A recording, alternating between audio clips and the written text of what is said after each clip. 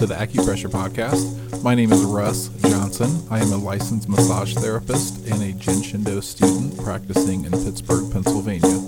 As always, I am joined by my podcast partner, Steve Summers. Steve is a licensed massage therapist, a licensed marriage and family therapist, and a senior Jinshindo instructor practicing in Brentwood, Tennessee. In today's episode, Steve and I will be discussing the 80-20 principle. But before we get started, I would like to make an apology for the hiatus.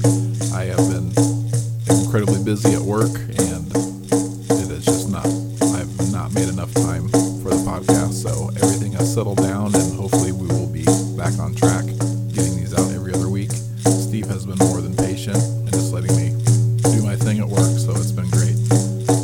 A good way to support this podcast is by going to acupressurepodcast.com and clicking the Amazon link before you order anything on Amazon. It doesn't cost you anything extra, and it gives us a small percentage to keep this podcast up and going.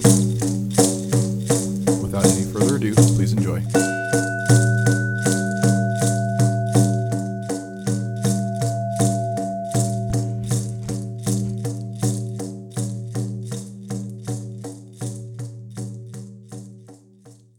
Welcome to this episode of the Acupressure Podcast. Good morning, Steve. Good morning, Russ.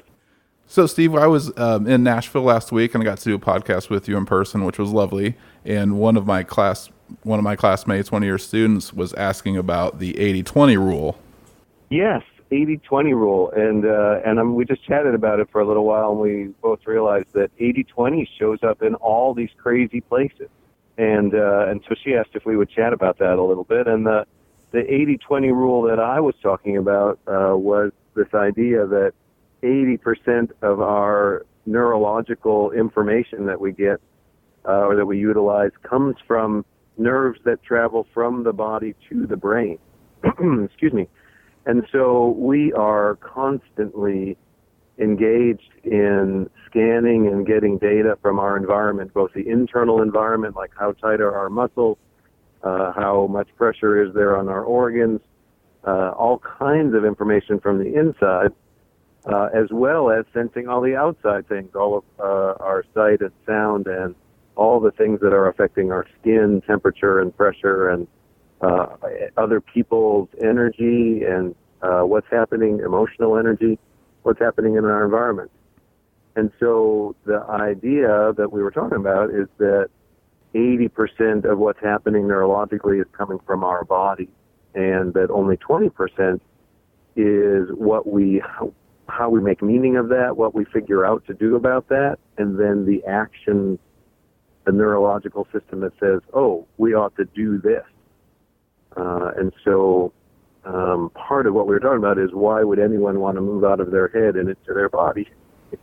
And that's one of the best reasons, is that in our head, where we judge and we have rational thought and we evaluate and we critique, that's only 20% of the information, and there's so much that our body could be telling us, or that is holding information that we keep unconscious. So that's one reason why it's helpful to move out of the head into the body. So that was one of the 20-80 principles that we were sharing about. And for those of you who don't know, the 20-80 principle comes from an Italian economist from the early 1900s, Pareto. He discovered 80% of the peas came from 20% of the garden. And then he started looking at other ways in that worked, and he discovered that 80% of Italy's land was owned only by 20% of the population. And from there on, people just really looked into how the 80-20 or 20-80 principle is everywhere. That's what I love about you, Russ, is you go do research on stuff and you find these wonderful things to share. And I've heard that in business, too, that 80% of the productivity comes from 20% of the workers. 80% of the value in something comes from 20% of the product, something like that. And so that's really cool that that matches kind of what's happening in our body, that only 20% of the energy is on, evaluating and doing stuff, and 80% is on sensing and gathering data and having a knowing, an embodied knowing from that experience. that really doesn't have anything to do with thinking. Yeah. We could all go ahead. I was going to say, we were talking before we started recording, and I had asked you about us using acupressure points because we will hold one point and then hold 4 or 5 other points, and that principle comes into effect there also, which is just interesting. That is another wonderful principle, and that matches. In the class we just had, we were doing demonstrations, and so much of the time where our symptoms are, where the tension is, where the dysfunction is, our attention goes 80% to that. But in practice, we hold one place there and relate it to 4 or 5 other places that are nowhere near that are part of bringing healthy function and balance to that. So that is a great example of the 80-20 principle and how we use it in Jin Shin Do. Another relatable thing to that is that there are over 700 points that have been named over the centuries in acupressure all over the body, and different research shown what the function is and where it is. And in our acupressure modality, we generally have a really good working knowledge of 100 or 150 of the points, and we use those day in and day out, and then sometimes we pick up other points that are important, but that's kind of an 80-22, and 80% of the work that we do is all related to about 20% of the points. And I really appreciate chatting about that, even thinking I had a session last week from a wonderful practitioner, and part of the session was moving into some of the dysfunction I've had in my hip lately. And so as an example, about 20% of my understanding of the hip came from just sensing into the pain and feeling the muscles that are involved or the tensions that are involved. And that was thinking about it. But then through the session, my practitioner held points, and I was able to move my awareness from thinking about it into my body. I could experience the very specific way that parts of my body, like parts of my abdomen, were withdrawing from my hip and feeling like they were receding and want to go deeper inside and protect. And then parts of my hip were wanting to spread out into the world and bring who I am and what I was doing into the world, and there was a conflict inside there. And when I became aware of that conflict just by really paying attention to my embodied sense of self, the pain didn't seem so important anymore. The pain was actually trying to tell me about that conflict. And by holding points there and paying attention and honoring both of the parts of me, the part that wanted to withdraw, isolate, and hide, and the part of me that wanted to spread out into the world and move freely in the world, there was some resolution. And I could deeply have compassion for both of those places inside of me, and within 2 days, my leg did not hurt anymore. My hip was doing fine. And so that process of moving out of my head, thinking about what muscle did it, what do I need to stretch, and why did it happen, that's one process. And then the whole other process about actually being in my body and allowing my body to give me information and allowing the energies to move and have conflict resolution, that's a totally different process, and seems, in my experience, to be more useful. And I guess that's why I've been with this work for the last 25 or 27 years. But it seems to be more useful than just thinking about stuff. How does someone integrate this once they do go from their head into their body, or their body into their mind? Because that can be pretty intense for some people, and I'm sure integrating that into an everyday life for a lot of folks would be really difficult. I really think that is the crux of it. How do we integrate it? So much of our culture teaches us just to be in our head and think about stuff, and I think that's a great question.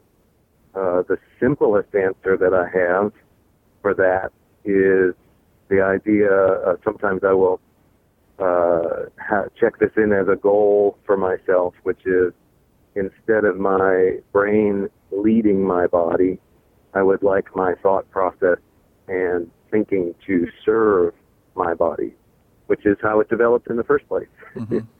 My brain is a wonderful, mature extension that helps me think about the future or learn from the past and figure stuff out.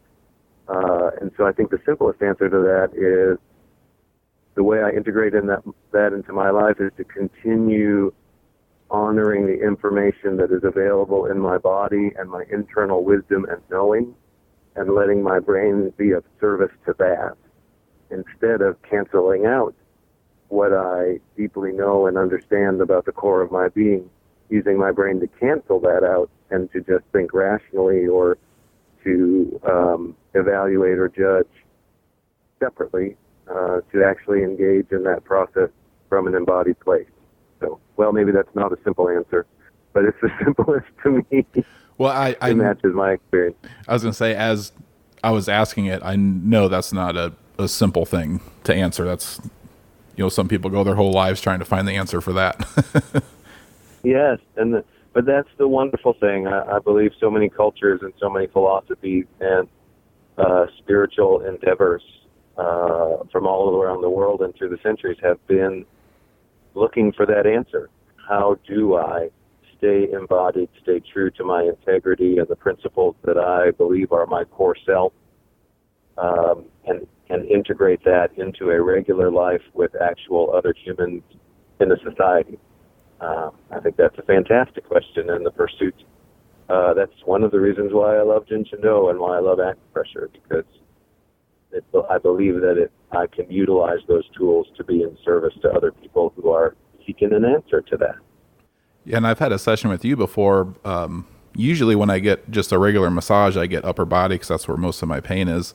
And you were holding a local point on my upper body, but you started holding points on my legs, and something in my brain clicked, and I said, oh yeah, I have legs. Like, I just totally forgot that I even had legs. What a wonderful experience. Yes, that's it. We do. Our brain tends to focus on those things which are consciously available, or especially the pain or tension. And when our focus is so much outward, we tend to just get stuck in our shoulders and neck and head. Wow, what a great, thank you for sharing about that experience. Yeah. It's wonderful to remember all of us, all of ourselves. Did you have anything else you needed to add? So much for our goal for having short and sweet 5 to 10 minute podcasts. Yeah.